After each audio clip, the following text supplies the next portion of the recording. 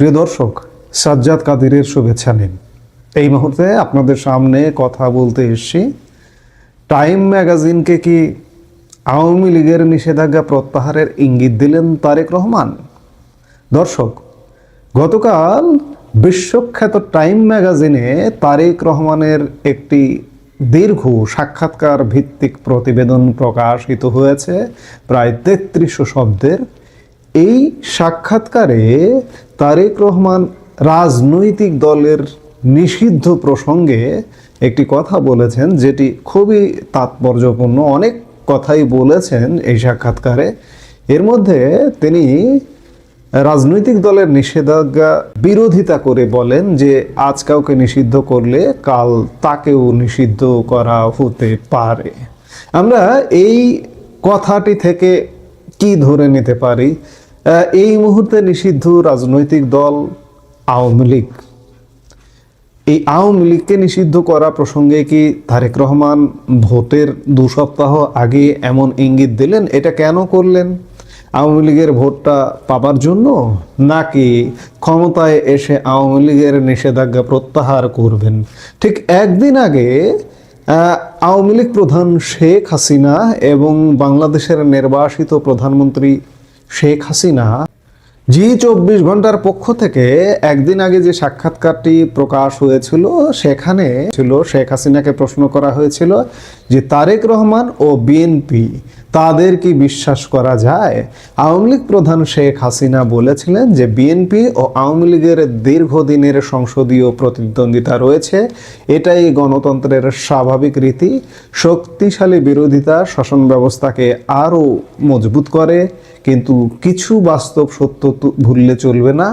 তারেক রহমান 17 বছর লন্ডনে স্বচ্ছন্দ নির্বাসনে কাটিয়েছেন। সরকারি অর্থ তসরুপে দোষী সাব্যস্ত হওয়ার পর নেতৃত্ব মানে জবাবদিহি ও মাঠে উপস্থিতি, বিদেশে বসে নির্দেশ দেওয়া নয়।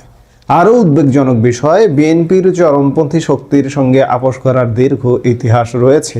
ইতিমধ্যেই দেখা যাচ্ছে ভোটারদের বাড়ি বাড়ি গিয়ে ভয় দেখানো হচ্ছে, হুমকি দিয়ে ভোট আদায় করা হচ্ছে। এটা গণতন্ত্র নয়, এটা জবরদস্তি।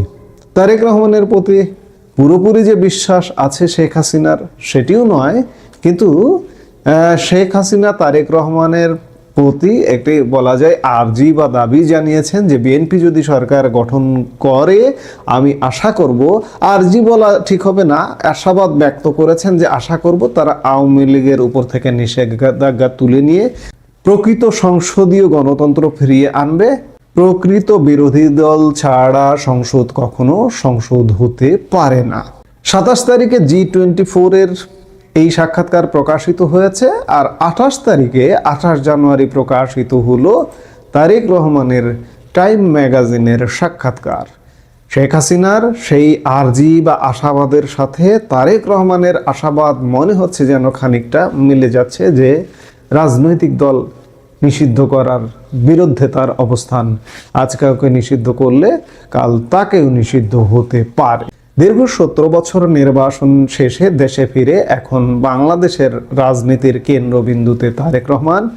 যুক্তরাষ্ট্র ভিত্তিক প্রভাবশালী সাময়িকী টাইম ম্যাগাজিনে বুধবার 28 জানুয়ারি তাকে নিয়ে একটি বিশেষ প্রতিবেদন প্রকাশ করেছে।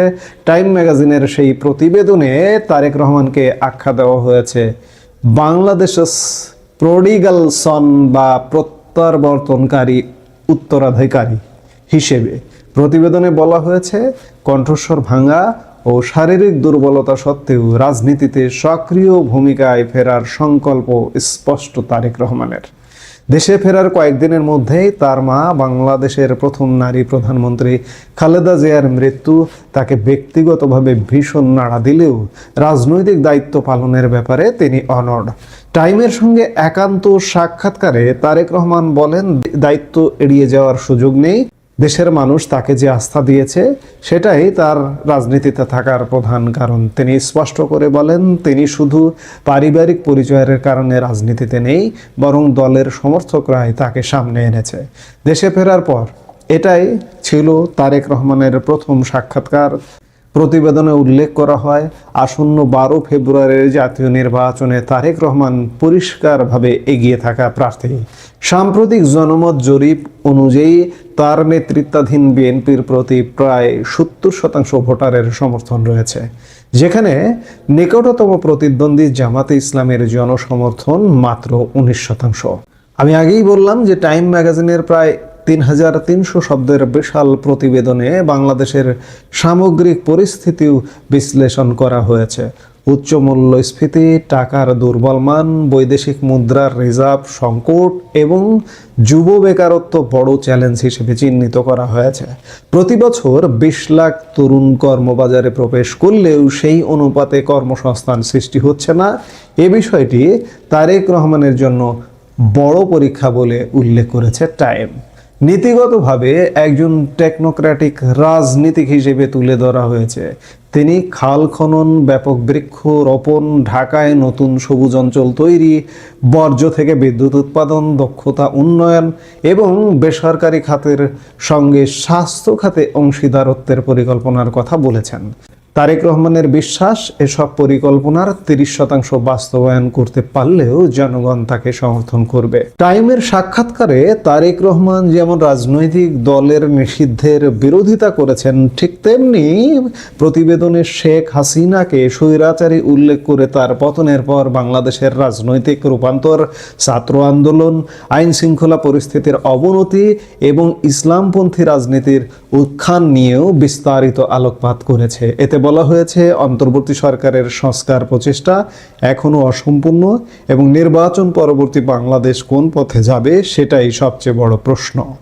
তারেক রহমান নিজেকে তুলনামূলকভাবে নরম ও শ্রোতা মনস্ক নেতা হিসেবে উপস্থাপন করছেন। তিনি বলেন, রাস্তায় মানুষ যেন নিরাপদে থাকে, ব্যবসা করতে পারে, এটাই তার প্রথম অধিকার। এবং একই সঙ্গে তিনি রাজনৈতিক দল নিষিদ্ধ করার বিরোধিতা করে বলেন, আজ কাউকে নিষিদ্ধ করলে কাল তাকেও নিষিদ্ধ করা হতে পারে। আমি খানিক আগে যেটি বললাম, টাইম ম্যাগাজিনের মূল্যায়নে তারেক রহমানের প্রত্যাবর্তন বাংলাদেশের রাজনীতিতে আশার সঞ্চার করেছে ঠিকই, তবে অতীতের ভার, দলীয় শৃঙ্খলা এবং অর্থনৈতিক বাস্তবতা, এই 3 পরীক্ষায় উত্তীর্ণ না হতে পারলে সেই আশা দ্রুতই ম্লান হয়ে যেতে পারে। প্রতিবেদনের শেষাংশে তারেক রহমান স্পাইডারম্যান সিনেমার একটি সংলাপ উদ্ধৃত করে বলেন, বড় ক্ষমতার সঙ্গে বড় দায়িত্বও আসে। আমি মনে প্রাণে এটি বিশ্বাস করি। এখন তারেক রহমান এই বড় দায়িত্বের জায়গা থেকে বাংলাদেশের কোনো রাজনৈতিক দল নিষিদ্ধ আছে, সেই রাজনৈতিক দলের নিষিদ্ধতা উঠে যাবে কিনা নির্বাচন পরবর্তী সময়ে সেটি বিবেচ্য বিষয়। এবং আওয়ামী লীগও প্রত্যাশা করে, বিশ্ব প্রত্যাশা করে যে যেভাবেই হোক একটি নির্বাচন হচ্ছে, সেই নির্বাচনে যদি তারেক রহমান ক্ষমতায় আসেন, এসে যেহেতু তারেক রহমান নিজ কণ্ঠে বললেন যে রাজনৈতিক দল নিষিদ্ধের বিরুদ্ধে তার অবস্থান, আজ যদি কাউকে নিষিদ্ধ করা হয় কাল তাকেও নিষিদ্ধ করা হতে পারে, এই জায়গাটাকে, এই চিন্তাটাকে মাথায় নিয়ে তারেক রহমান আওয়ামী লীগের নিষেধাজ্ঞা নিশ্চয়ই প্রত্যাশা করবেন। আমরা সেটিও প্রত্যাশা করি। কিংবা ভোটের মাঠে ভোট পাবার জন্য কথা বললেন কিনা, এই কথাগুলো বা এই চিন্তাধারাগুলো ভোট পরবর্তী সময়ে প্রকাশিত হবে। আমরা নিশ্চয়ই সেটি দেখব। এই মুহূর্তে এ পর্যন্তই। সবাই ভালো থাকুন, সুস্থ থাকুন।